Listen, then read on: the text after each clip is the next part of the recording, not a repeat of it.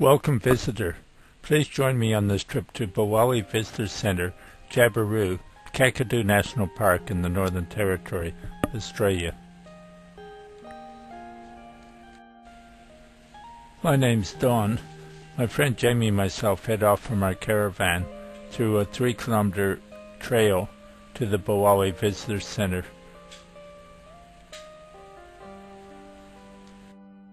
The trail is pretty easy to follow.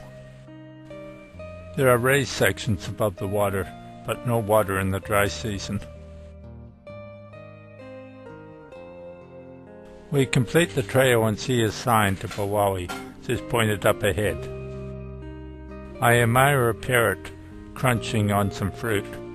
The visitor center is excellent and well worth a visit.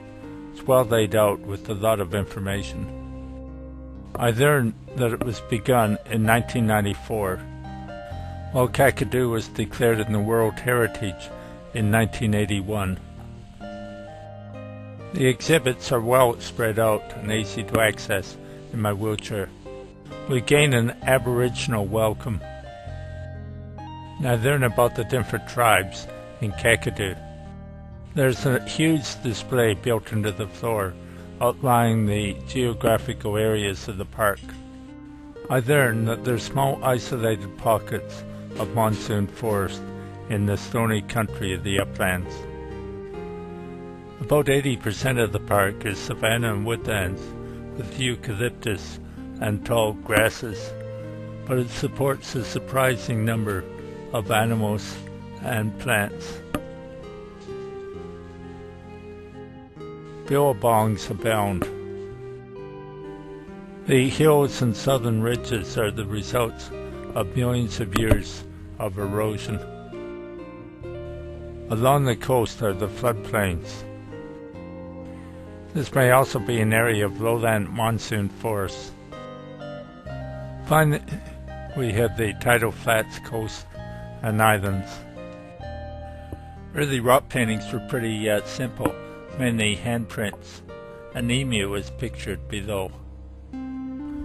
Boomerangs were a feature of early rock paintings. That time it was believed to be less forest and more grassland.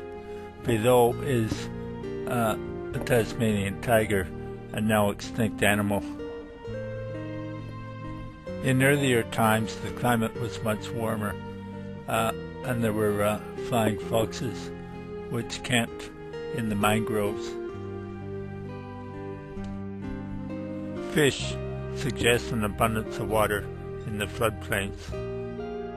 Hunters drawn in the X-ray style, they carry short spears used for hunting magpie geese.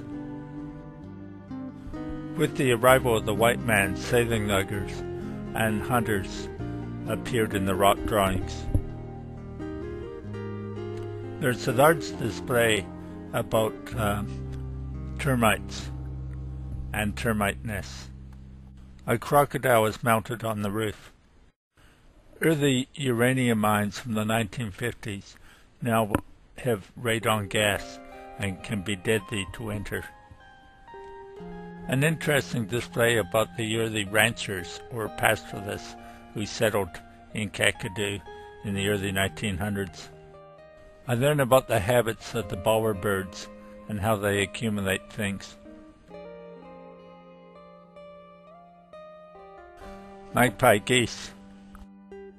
The skeleton of a gigantic crocodile. If one had the time, one could learn an awful lot about the range of birds, the many birds found in Kakadu.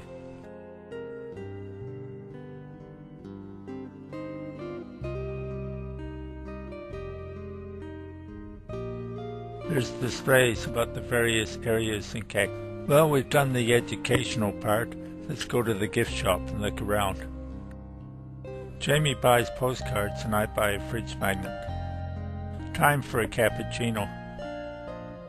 Lastly, we admire a primary school display about various ways people can care for the country.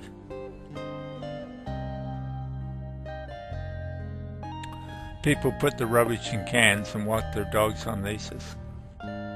We head on the road back to Jabiru from the Bowali Visitor Center.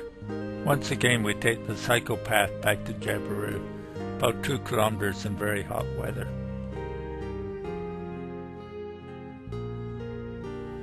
My name's Don, and I do appreciate your company on this trip to the Bowali Visitor Center. It's well worth learning about the country